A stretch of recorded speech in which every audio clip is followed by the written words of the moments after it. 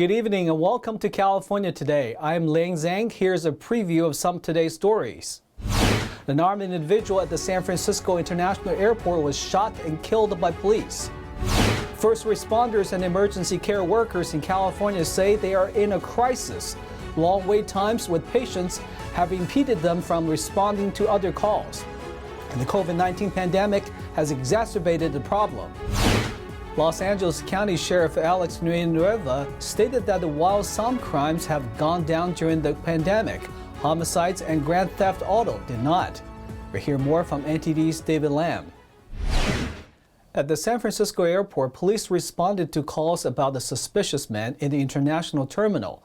An airport spokesman stated that the man was armed. And after attempts by the police to de-escalate the situation, the man was shot and reportedly died of his injuries. NTD's Jason Blair brings us the latest. On Thursday morning, an armed man was reportedly exhibiting threatening behavior at the San Francisco International Airport. The incident later resulted in a police-involved shooting. Arriving on scene, San Francisco police officers made contact with a male individual, establishing that he appeared to be armed with a handgun. In the course of the law enforcement officers' engagement with the suspect, an officer-involved shooting occurred, involving San Francisco police officers. Doug Yotel, a spokesman for the San Francisco airport, told NTD that the incident happened around 7:30 a.m. in the international airport. The incident temporarily halted public transportation service into the airport. There were no other reported delays to airport operations. The airport tweeted around noon that the incident had been resolved and public transportation was operating normally again. The SFPD stated the incident is currently under investigation by several departments, and they will have more updates as information becomes available. The San Francisco Police Department will convene a public town hall on today's officer-involved shooting within 10 days as part of our commitment to transparency. Both police and airport officials say the man died of his injuries. His identity has not been released yet. There was one minor injury to a bystander who was taken to the hospital for treatment. Jason Blair, NTD News, San Francisco. A suspicious device placed outside a federal building in downtown Oakland prompted evacuation Wednesday afternoon. Investigations later ruled the device an incident as a hoax. FBI Special Agent in charge, Jonathan Blair, said the event happened near the federal building in Oakland. Around 12:40 p.m., the Federal Protective Service reported seeing an individual placing a device at the base of a flagpole in the plaza. Law enforcement agencies and helicopters arrived on scene, evacuated the area, and closed a portion of streets in the downtown area near the building for roughly 5 hours. The Alameda County Sheriff's Office said the device had the characteristics similar to a pipe bomb. A bomb squad examined the device and determined it to be safe, calling it a hoax device. The investigation found the device included a note for law enforcement and officials. The county sheriff's office did not specify the exact contents of the note, but said whoever put it there wanted to elicit this type of response. Officials said whoever is responsible could face charges for weapons of mass destruction. Los Angeles County Sheriff Alex Villanueva stated that while some crimes have gone down during the pandemic, homicides and grand theft auto did not. We'll hear more from NTD's David Lam. In a span of 2 years, violent crimes in Los Angeles County significantly increased. That's according to LA County Sheriff Alex Villanueva. Obviously, the most glaring number right here is a 2-year increase of 94% on homicides and grand theft auto increase of 59%. The sheriff discussed a variety of topics, including crime, jail violence, and staff shortages during his review of the county's 2021 statistics on Wednesday. Overall, you can see some crimes went down. A lot of this is still pandemic related. Obviously, the societal patterns, behaviors, people at home, businesses closed. It disrupted a lot of cycles of crime and opportunities for crime. According to the sheriff's press release, the percentage of inmates suffering from diagnosed mental illnesses is up to 36%, and the lack of staffing due to budget cuts has impacted violence in the jails. Villanueva said starting on February 1st, 50 body-worn cameras will begin being used inside a jail. It's part of a pilot program.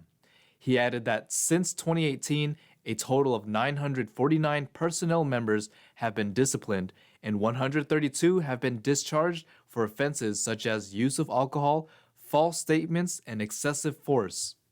David Lamb, NTD News, California. On Thursday, San Francisco officials gave an update on the city's recent response to COVID-19, also known as the CCP virus. Both of them spoke with cautious optimism about getting through the recent wave. San Francisco Mayor London Breed and Department of Public Health Director Dr. Grant Colfax gave a COVID update on Thursday, saying cases of the Omicron variant have already plateaued. COVID-19 cases dropped relatively rapidly in the city, and we can now confidently say that we are on the beginning of a downward trajectory with regard to this surge. According to Colfax, COVID cases peaked on January 9th with a 7-day average of 2,164 cases per day, and it dropped to 1,076 cases per day on January 12th. Since Omicron is more transmissible than previous COVID strains, they expect more patients at healthcare facilities for a few weeks. It's highly infectious. It's been very challenging.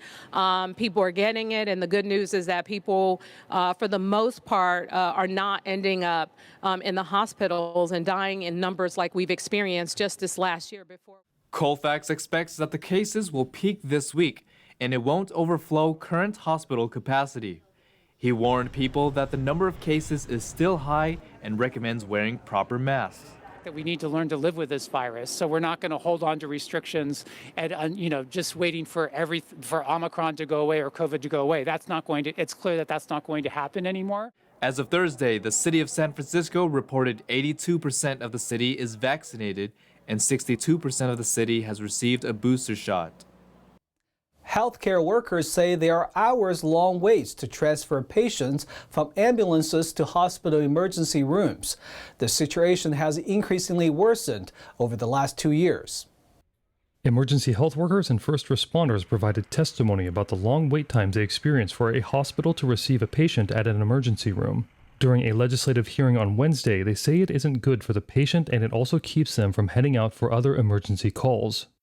When ambulances are being held at local emergency departments due to APOD and resources shift away from the Chino Valley, it's only a matter of time when a community member will likely die simply because they cannot get to the hospital.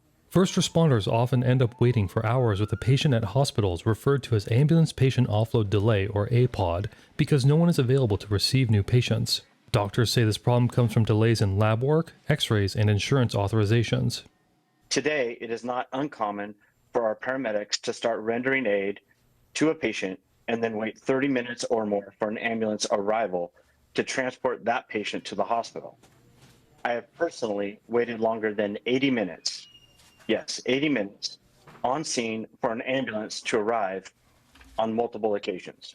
Although they say these wait times aren't new, the COVID-19 pandemic, also known as the CCP virus, worsened the situation. California is seeing a rise in hospitalizations following a spike in Omicron variant infections.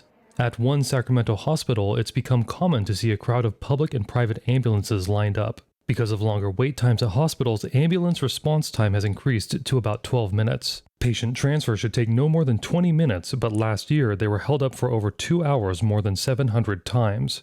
First responders believe hospitals should be held accountable for processing information for incoming patients. As the committee seeks to address the APOD issue, we would also encourage the committee to consider rewriting outdated laws that simply do not help the current pre-hospital ecosystem use all of its current resources. So we need short-term solutions, but we also need long-term solutions, and we need to look at regulations. We need to look at ways of streamlining things that make sense. Earlier this month, the director of public health in Santa Clara County asked people not to use emergency rooms as testing centers. A federal appeals court ruled that 2 counties in Southern California violated the constitutional right to bear arms. The counties shut down gun stores in 2020 as non-essential businesses during the COVID-19 pandemic. Last year, officials in Los Angeles and Ventura counties separately won lower court decisions, saying gun stores were not exempt from broader shutdown orders aimed at limiting the spread of the virus early in the pandemic. A 3-judge panel of the 9th U.S. Circuit Court of Appeals rejected both lower court rulings. A judge wrote the Second Amendment means nothing if the government can prohibit all persons from acquiring any firearm or ammunition, but that's what happened in this case. During the lockdown, Ventura County closed gun shops, ammunition shops, and firing ranges for 48 days. The judge said the order wholly prevented law-abiding citizens in the county from realizing their right to keep and bear arms. He also noted that bike shops were allowed to remain open as essential businesses. Amazon's recipe for a department store of the future includes an algorithm to help you get dressed, and what one corporate director called a magic closet in a fitting room. Let's take a look. Amazon is making another push to grow its fashion business, announcing on Thursday it'll open its first ever apparel store this year. But as with many of the online retailer's ventures, the store will have a tech twist. At 30,000 square feet, the planned Amazon-style shop near Los Angeles is smaller than the typical department store. Model items are on the racks, and customers scan a code using Amazon's mobile app to select the color and size they would like. To try on the clothes, which are stored in the back, shoppers enter a virtual queue for a fitting room that they unlock with their smartphone when it's ready. Inside, each dressing room has a touch screen, letting shoppers request more items that staff deliver to a secure two-sided closet. The touch screen suggests items to shoppers, too. Amazon keeps a record of every item a customer scans, so its algorithms personalize clothing recommendations. Shoppers can fill out a style survey as well. By the time they arrive in a fitting room, employees have already deposited customers' requested items and others that Amazon has picked. Shoppers can opt out with a concierge's help. Now to NTD's Thomas Christian for an update on sports.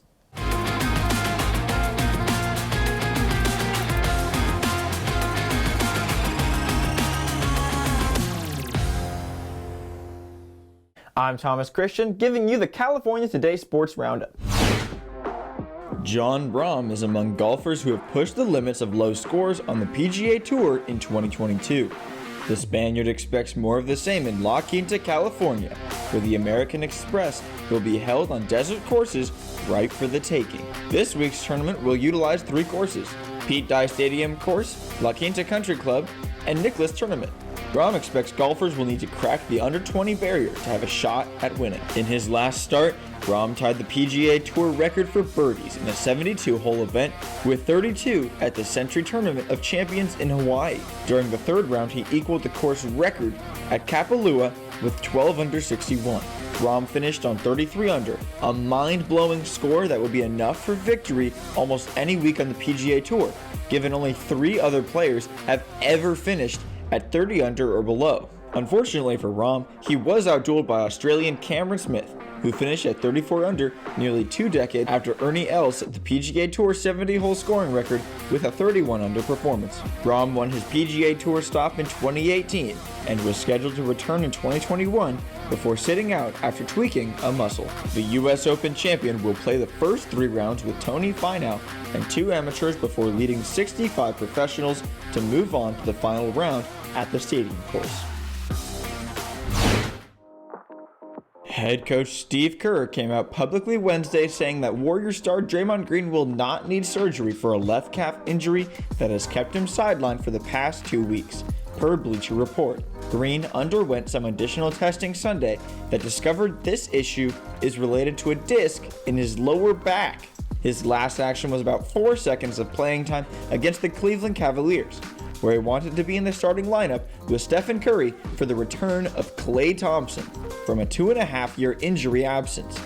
Draymond Green is the 3rd longest tenured Warrior on the team right now, having played 9 seasons for Golden State. Stephen Curry has 12 seasons with the Warriors and Klay Thompson has registered 10. The Warriors' big 3 are in the top 4 for most active tenured years with a single team, the only player beating all 3 of them being Udonis Haslem with 17 years on the Miami Heat. Samuel Girard broke a scoreless tie late in the second period, and Nazem Kadri added an assist to go along with an empty net score as visiting Colorado defeated Anaheim. The NHL's most efficient offense, averaging 4.25 goals per game entering Wednesday's contest, was uncharacteristically quiet, but the Avalanche still were able to extend their winning streak to 4 games and their point streak to 10. Colorado goalie Pavel Francois had 34 saves in his second career shutout while playing in place of Darcy Kuemper, who left Monday's game against the Minnesota Wild with an apparent upper body injury. Ducks goalie John Gibson had 27 saves in his first game since January 4th after missing the last 5 while in COVID-19 protocol. As always, I'm Thomas Christian, and thanks for tuning in. And that's all for tonight. You can join us again on California Today every weekday at 8 p.m. If you have any news tips or ideas for our show, feel free to let us know. You can also find us on Twitter and Facebook. I'm Liang Zhang. Have a wonderful evening.